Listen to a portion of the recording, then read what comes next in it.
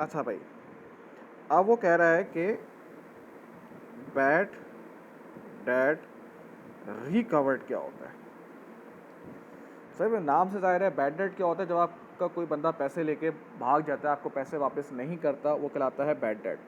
और bad debt recover क्या होता है कि आपने किसी बंदे को बैड डेट किया हो और वो बंदा वापस आ जाए और आपको पेमेंट कर दे, इसे हम क्या कहते हैं, bad debt recovered. For example 2 साल पहले मैंने एक बंदे को बैड डेट किया था, सही है ना, पैसे नहीं दे रहा था मुझे, लेकिन 2 साल बाद उसको कुछ हुआ, उससे पैसे कमा लिए, उसने कुछ ये हुआ, उसको एहसास हुआ, वो आया और उसने मुझे पैसे दे दिए, इसको हम कहते हैं बैड डेट रिकवर्ड।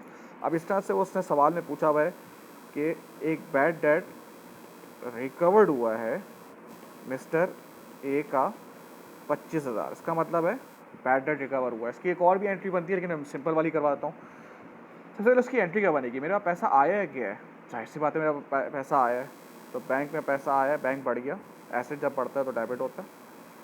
और देखो बैड डेट मेरा क्या है, सर बैड डेट आपका नुकसान है, बैड डेट आपका नुकसान है। जब बैड डेट आपका नुकसान है तो बैड डेट रिकवर आपकी क्या हो गई बेटा, इनकम हो गई, और इनकम जब बढ़ती है तो क्या होती है बेटा, क्रेडिट। तो बैड डेट रिकवर्ड क्रेडिट। अब सेम ऐसे इसके अकाउंट में बैड डेट रिकवर क्रेडिट हो रही है और डेबिट क्या हो रहा है बेटा, बैंक। इसको आप क्लोज कर देंगे तो ये अदर इनकम में इस तरह से चला जाएगा।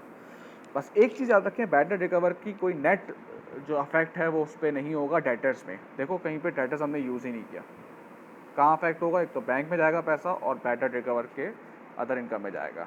ठीक है भाई।